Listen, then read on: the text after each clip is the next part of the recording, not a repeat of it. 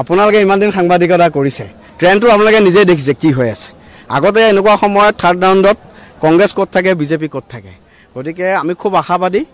নিৰ্বাচনৰ গণতন্ত্ৰ এটা মূল উৎসৱ আৰু গণতান্ত্ৰিক ব্যৱস্থা এটা আমাৰ ভাৰতীয় যি গণতন্ত্ৰ ভাৰতীয় গণতন্ত্ৰ এইটো এটা মূল শক্তি গতিকে গণতন্ত্ৰ উৎসৱত অংশগ্ৰহণ কৰিব পাই মই নিজে খুব সৌভাগ্যৱান অনুভৱ কৰিছোঁ আৰু খুব আত্মবিশ্বাসী আমি জিকিম আপোনালোকৰ কি ইছ্যু এবাৰ বিশেষকৈ উন্নয়ন সবকা সাথ সবকা বিকাশ সবকা বিশ্বাস সবকা প্ৰয়াস মাননীয় প্ৰধানমন্ত্ৰী নৰেন্দ্ৰ মোদী ডাঙৰীয়া আৰু মাননীয় মুখ্যমন্ত্ৰী ডক্টৰ হিমন্ত বিশ্ব শৰ্মা ডাঙৰীয়া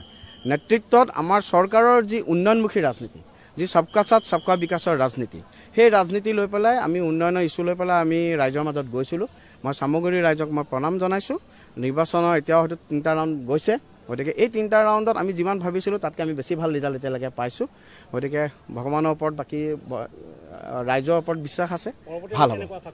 ভাল হ'ব আমাৰ ভাল হ'ব আপোনালোকক মই নিজেই কৈছোঁ মোতকৈ আপোনালোক বেছি অভিজ্ঞ আপোনালোক ইমান দিন আপোনালোকে সাংবাদিকতা কৰিছে মোতকৈ আপোনালোকৰ অভিজ্ঞতা বেছি যে এনেকুৱা ধৰণৰ ইলেকশ্যন ট্ৰেণ্ডৰ সময় গতিকে আপোনালোকৰ মানে মইহে আপোনালোকক সুধিছোঁ যে এনেকুৱা ট্ৰেণ্ডে কি কয় আমিতো খুব আশাবাদী খুব আত্মবিশ্বাসী আমি খুব ভালকৈ আমি জিকিম আমি আগৰ পৰাই কৈ আহিছোঁ ৰকিবুল হুছেইনৰ এটা দুৰ্গ সামগ্ৰী গতিকে দুৰ্গ হিচাপে কোৱা আছিল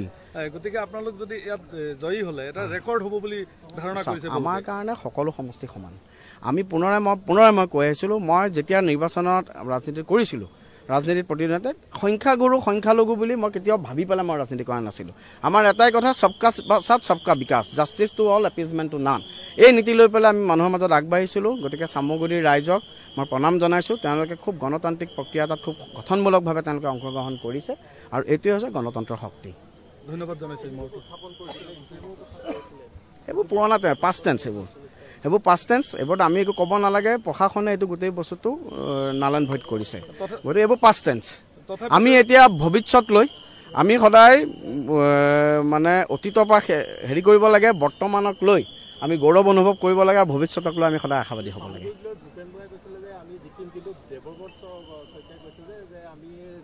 চাওক আজি এটা কথা মোৰ মনটো আৰু ভাল লাগি আছে এতিয়া মই যিমান দূৰ মহাৰাষ্ট্ৰ ঝাৰখণ্ডতো আমি খুব ভাল আমাৰ হৈছে অসমৰ 5টা উপনিৰ্বাচনতে আমাৰ খুব ভাল হৈ আহিছে তেওঁলোকে কি কয় সেইটো কথাতকৈ আমি কথা কৈছোঁ আমি কি কৈছোঁ আমাৰ ক্ৰেডিবিলিটি কি ৰাইজৰ আগত আমি কি লৈ পেলাই আমি আগবাঢ়িছোঁ গতিকে ৰাইজৰ আগত আমি যি ইছ্যু লৈ আগবাঢ়িছোঁ ৰাইজৰ আগত আমাৰ ক্ৰেডিবিলিটি কি এই ক্ৰেডিবিলিটি মানে এষ্টাব্লিছ হৈছে গতিকে পৰৱৰ্তী সময়ত কোনে কি কৈছে এইটো ডাঙৰ কথা নহয় আমি কি কৈছোঁ আমি ৰাইজৰ মাজত কেনেকৈ সোমাইছোঁ ৰাইজে আমাক কেনেকৈ আশীৰ্বাদ দিছে ৰাইজক লগত লৈ পেলাই আমি কেনেকৈ আগবাঢ়ি যাম সেইটোৱে মুখ্য ভোট গ্ৰহণত ৰেগিং হোৱাৰ যিটো অভিযোগ আছিলে প্ৰথমে কৈছিলে 16টা ভোট কেন্দ্ৰত ৰেগিং হৈছে পৰৱৰ্তী সময়ত 33টাত ৰেগিং হোৱা বুলি অভিযোগ দিছে লিখিতভাৱে গতিকে এই বিষয়টো কি ক'ব আপুনি চাওক হাৰিয়ানা নিৰ্বাচন যেতিয়া হৈছিল হাৰিয়ানা নিৰ্বাচনত ৰাতিপুৱা 10টা বজালৈকে তেওঁলোক আগবাঢ়ি আছে তেতিয়া লগে লগে বম ফুটাইছে জেলেপি অৰ্ডাৰ দিছে চব কৰিছে 11টা বজাৰ পিছত যেতিয়া তেওঁলোক পিছ পৰিল মেচিন বেয়া হ'ল গতিকে আচলতে কি হৈছে শাসকীয় পাৰ্টি হওক বা অপজিশ্যন পাৰ্টি হওক সদায় গণতান্ত্ৰিক যিবোৰ ইনষ্টিটিউট আছে যিবোৰ আমাৰ সাংবিধানিক সংস্থা আছে সেই সাংবিধানিক সংস্থাসমূহৰ প্ৰতি সম্পূৰ্ণৰূপে সন্মান প্ৰদৰ্শন কৰিব লাগে this is democracy this is the beauty of democracy যদি আমি সেই ডেমক্ৰেচিক আমি সন্মান নকৰোঁ তেনেহ'লে কংগ্ৰেছৰ যিটো অৱস্থা হৈছে আপোনালোকে দেখিছে অকলতো বিজেপি কংগ্ৰেছক এই অৱস্থা কোনে কৰিছে ৰাইজে কৰিছে তেওঁলোক আজিৰ দিনত অস্তিত্বৰ সংকটত পৰিছে গতিকে যেতিয়া মই এটাই অনুৰোধ জনাম যোনে নহওক কিয় সদায় আমাৰ যিবোৰ সাংবিধানিক সংস্থা আছে আৰু ভাৰতৰ যি গণতন্ত্ৰ ৱৰ্ল্ডৰ লাৰ্জেষ্ট ডেমক্ৰেচি এই গণতন্ত্ৰক লৈ পেলাই আমি গোটেই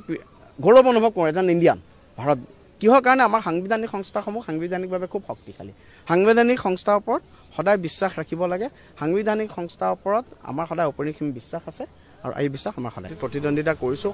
সংখ্যালঘু বুলি আমি ৰাজনীতি নকৰোঁ আমি মানুহ হিচাপে ৰাজনীতি কৰিছোঁ ভাৰতীয় নাগৰিক হিচাপে ৰাজনীতি কৰিছোঁ সকলোৰে সহযোগত সকলোৰে বিকাশ গতিকে নিৰ্বাচনত আমি সকলোৰে এবাৰ সহযোগিতা পাইছোঁ আমাৰ যিটো মূল পলিচি মাননীয় মোদী ডাঙৰীয়া নেতৃত্বাধীন কেন্দ্ৰীয় চৰকাৰ আৰু ডক্টৰ হিমন্ত বিশ্ব শৰ্মা ডাঙৰীয়া নেতৃত্বাধীন অসম চৰকাৰৰ যিটো মূল মটো সবকা সাথ সবকা বিকাশ সবকা বিশ্বাস সবকা প্ৰয়াস এই মটোৰ প্ৰতিফলন আজি আমি ইয়াত সামগ্ৰীত দেখা পাইছোঁ আমি জিকিম মই আপোনালোকে এইটোৱে ক'লোঁ খুব আত্মবিশ্বাসী গতিকে আৰু কেইবাটাও ৰাউণ্ড বাকী আছে তাৰ লগে লগে আপোনালোকে দেখিছে যে আজি মহাৰাষ্ট্ৰ হওক ঝাৰখণ্ড হওক বা অসমৰ বাকীকেইটাতে সকলোতে ভাৰতীয় জনতা পাৰ্টি আৰু মিত্ৰজোঁটে খুব ভালদৰে অগ্ৰগতি লাভ কৰিছে এয়া হৈছে আমাৰ সবকা সাথ সবকা বিকাশৰ ৰাজনীতি আমাৰ উন্নয়নৰ ৰাজনীতি আহিব দিয়ক আমিতো খুব বিপুল ভিতৰত